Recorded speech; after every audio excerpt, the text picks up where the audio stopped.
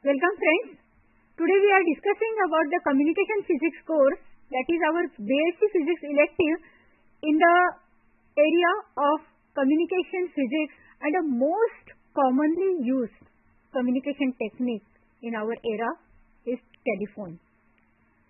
As you know that nowadays we cannot even imagine our world without a telephone. But it is very interesting to know the history of this particular technique, how it has evolved over all the years. And of course, it is a contribution of many people and the technology that has been advanced for different kind of walks of life, like computers or the semiconductor technology, or even for that matter in the beginning, how to transmit voice over a long distance. This itself was a technological challenge. So all those aspects put together will give us idea about how this telephony evolved.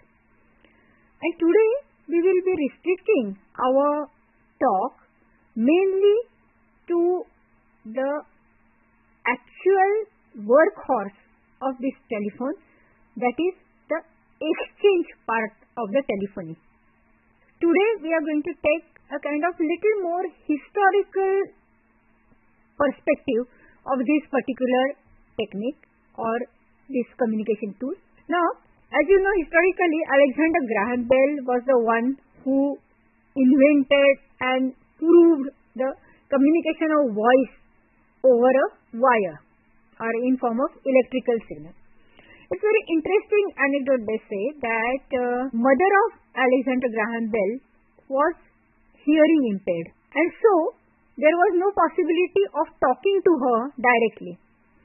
So he used to touch her forehead with his lips and then used to speak, and the kind of movement of the lips which was generating small kind of vibrations were being detected by his mother and were sensed as the speech that he was talking.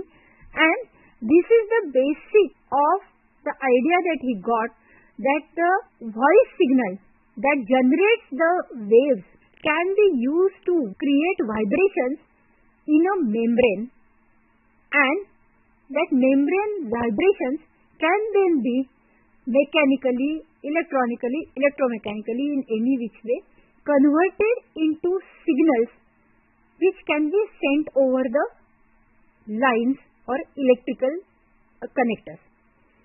Now, communication of electrical signal from one point to another was very well known in form of the Morse code. That was already in existence. But the voice signal was not done before this. In 1875, Alexander Graham Bell demonstrated this voice transmission over the electrical lines. And he basically provided the proof of converting the voice into vibrations which could be converted into electrical signals. And naturally, at that point of time, it was a point-to-point communication. Means there was a line which was from one room to the next room, and through on that line of conducting wire, this signal was sent. Now that kind of historical achievement is fine, but if we want to expand, then we can have different modes of communication. Say here I am showing the simplest way is something called simplex, where only one way communication is there, that is A can speak and B can listen. Okay, it is only one way. Whatever is spoken by B is not heard by A. This is one way communication, and a kind of it's like only a very limited application is there. There is another way is of having two-way communication, but only in one direction at a time. As you know, in multiplexing techniques, we have learnt about the time division multiplexing. That is, we allow certain period of time for some signal transmission, then the next period of time for another signal transmission. So, in this particular case, at one point of time, say A speaks to B. After some time, the channel is given for B to speak and A to listen. Okay, so it is a two-way communication, but only in one direction at a time, or half duplex communication. and it is essentially a time division multiplexing. Another way is you lay two wires between A and B, and effectively you will have a simultaneous two-way communication on two separate lines. Effectively, each one line here is a simplex line, that is from A to B, or here this down line is from B to A. Composition of these two simplex gives rise to two-wire full duplex communication.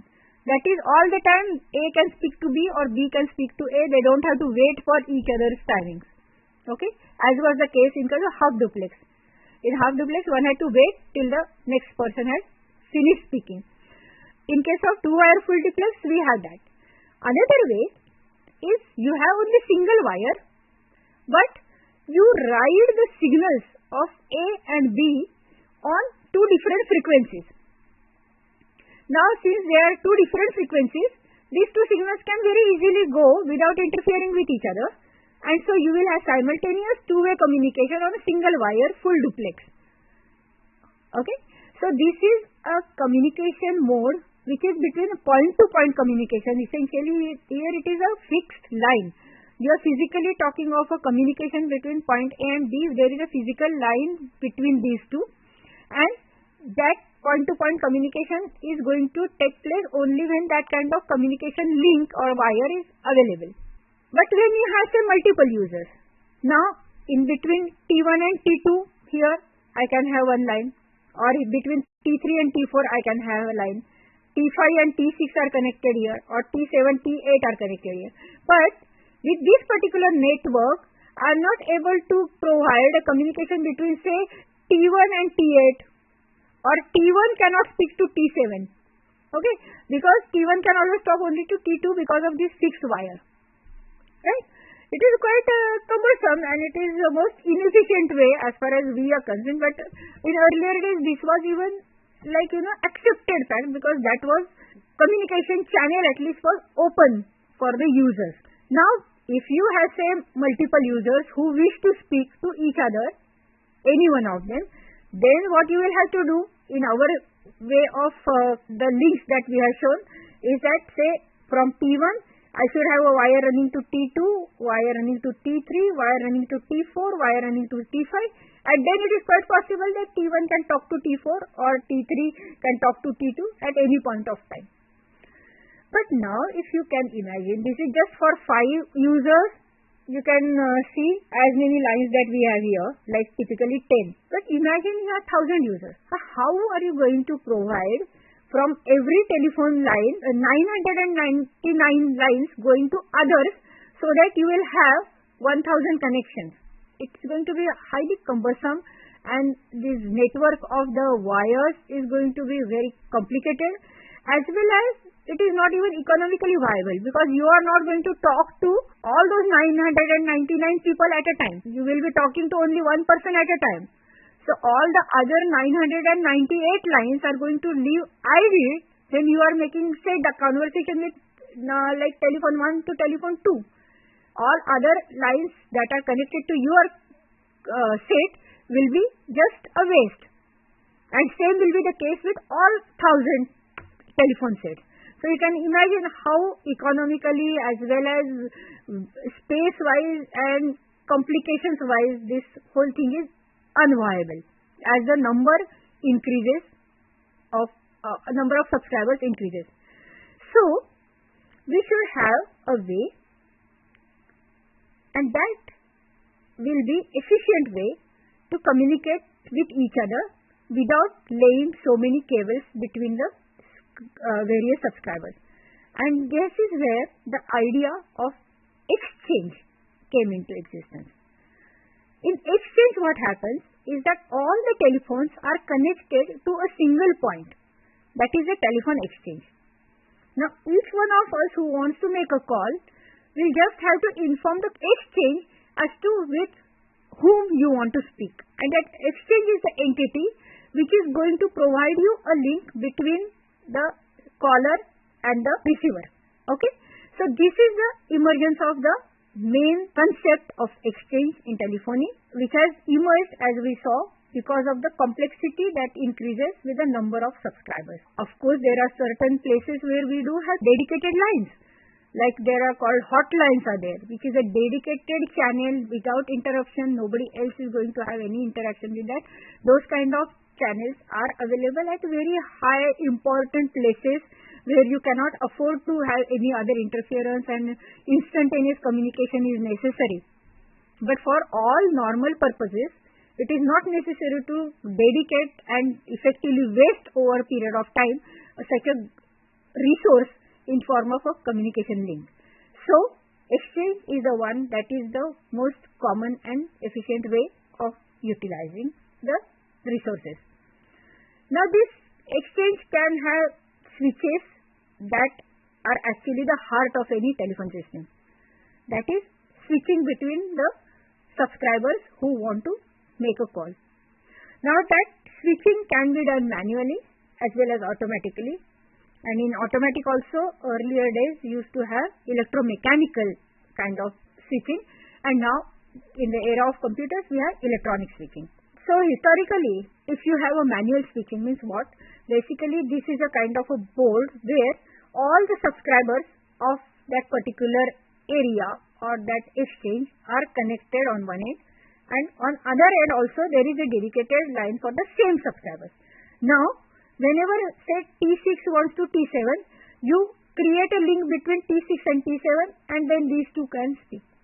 Or if T5 wants to speak to T2, provide a link between T2 and T5 and they can speak. Keep this link on as long as the conversation is open and then remove this link so that then T5 is free to speak to anybody else as well as T2 is also free to receive call from anybody else.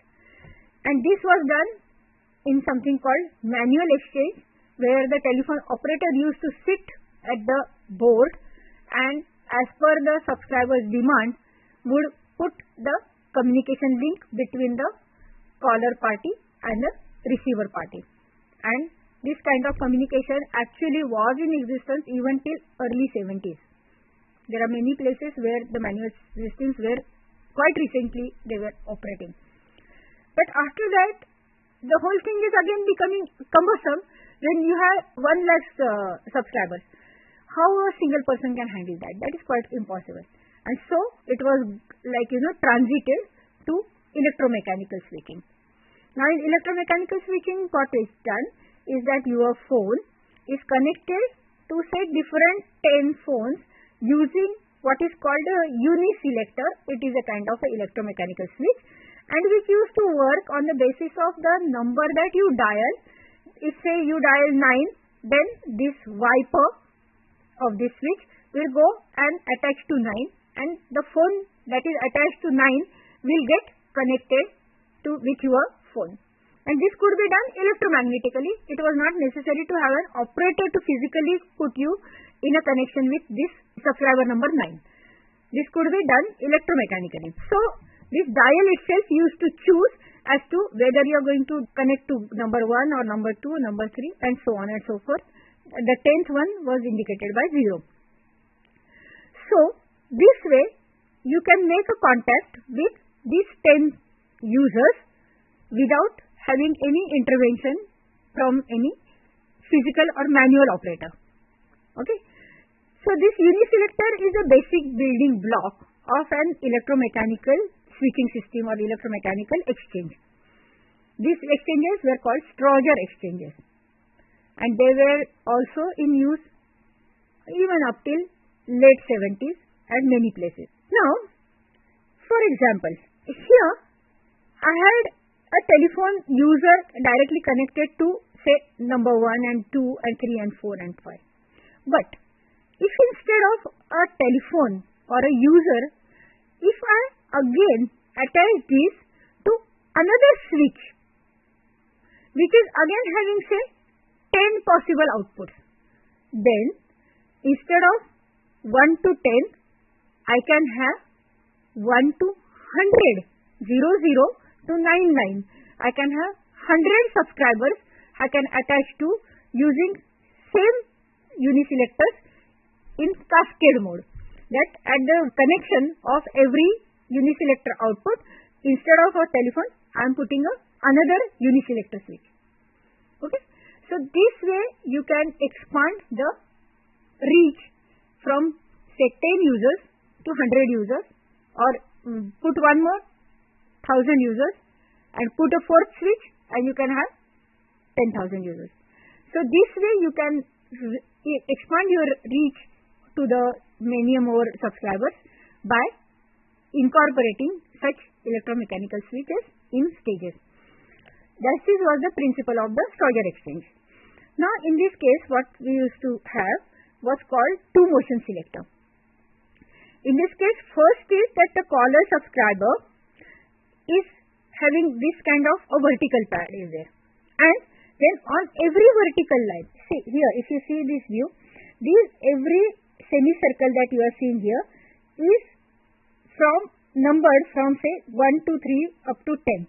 Okay, and on each of these semicircles I am again having numbers from 1 to 10.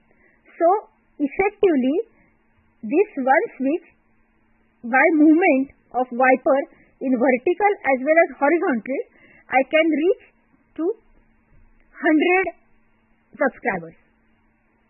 Okay, so this is effectively called a group selector.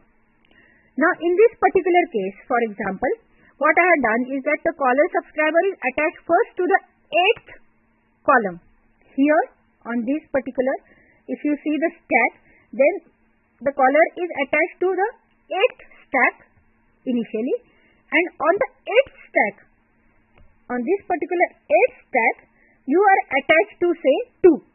Then the number that will be given 82, or here as I am showing you here, it is attached to the 9th pad on this particular one. Then the 8 and 9, that is the subscriber number 89 will be connected to the caller. Okay, this way you can do the switching by electromechanical way. When you dial 8 and after that 9.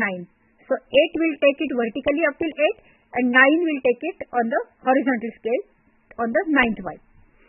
Okay, so this is the basic construction of the Stogger exchange. And if you see the call setting that happens in Stogger exchange, first thing is that whenever you pick up your phone, is that to find out whether there is any empty line available. So the first uniselector switch is called a line finder. That there is one empty line which can be assigned to this particular subscriber. Then only you will get a dial tone. Otherwise you get a engage tone. Okay. Once you get the line, then what you do is that you dial the first number. Now that first number is say 4. If I dial number 4, I reach to this 4. Now in this group selector, after this 4, we are again going to have 10 options. But it is quite possible that somebody else is also on the same line, who may be using that kind of number 4 dialed as the first number. So it's quite possible that all these are occupied, but then okay, it just goes on polling to find out that okay, this contact 9 is available. So this 4 gets connected to the next switch through this available line, and then you dial the next number, say 7. So that 7 will bring to the next selector to 7. So now you have made your call. From here you found this line. This line from this 4 is now connected to 7. Then again you dial say number 5, so that this empty line on this particular group selector will reach you to 5. Now again the empty line on this 5 will connect you to say the next dial number, that is 4. But now since it is the last group selector, this final selector does not have this kind of wiper, but the final number that you will dial itself will be attached here. So if I dial lastly 7, then this 4 and 7, and we get a call that is established for a number 47547, because these are the numbers that we dial, and this is how from this 4, then 7, then 5, then 4 and then 7 we have reached this point. and this way a call is established in a soldier exchange. Now we go further. You know that since the switches which we were looking at were electromechanical switches with lot of wipers and movements and electromechanical movements were there, which were causing a lot of failures also because of the mechanical movements available. It was quite cumbersome to maintain those exchanges, as well as failure rates were quite high. And so there was a small modification that was done, is that rather than having selector switches like this, you can have something called space division switching in form of crossbar exchanges, and where you can assign a physical path between the two subscribers for the entire period of conversation through this kind of array of wires. And so if C wants to make a call to G, then you just make a switch here on, so that there is a physical contact between C and G, and you get a call established. As soon as the call is over, you again put this switch out, so that again this C is free to talk to anybody else, or G is also free to receive call from anybody else. Now these switches can be either electromechanical in form of relays, which were olden versions, but nowadays these are electronic switches, typically transistors. Okay. So this was a crossbar exchange, what is called, and it is one of the views of these crossbar exchanges. But let us be very clear about this, that since there are less number of movable parts, they are more reliable as well as maintenance free. They make use of the space division multiplexing and space division switching, but they were very short lived actually, because the transition between the electromechanical and the advent of electronics came up within a very short period of time. And so these switches were very short-lived kind of phenomena in telephony, and the entire spectrum of the telephone switching shifted to electronics as soon as possible. And nowadays we cannot think of anything else but electronic switching, because it's the most efficient and uses all kind of possible multiplexing as well as data compression techniques, and make maximum use of available resources. So electronic exchanges are the ones that are now in thing in case of landline telephony. Of course, there is something called space-time switching also. In case of space division multiplexing, we were allotting the channel, physical channel between the two users for the entire period of conversation. Instead of that, we can have the channel which is given for a particular time slot. You don't give that physical channel all the time for the same user, but you can put time slots and allot that time slot to different users. So, combination of a time and space division multiplexing gives rise to what is called the ST switching, and this is more commonly used rather than just a simple space division switching. And the multiple space switches are connected to single time channel, and on the single channel different SDM signals can be sent at different time slots, so you have a better utilization of the channel in this ST scheme of switching. But again, that is also operational or possible because of advent of electronics. Because as we saw in case of crossbar exchanges, it was the physical route that was given for all time of the conversation. But if we can make certain techniques where we can sample our signals and then send them over a particular channel in different time slots, then we can get our ST or space-time switching. Learners, in this program we have learnt about the historical development of telephone exchanges and their electromechanical implementation. In the next part, we will learn about electronic telephone exchanges.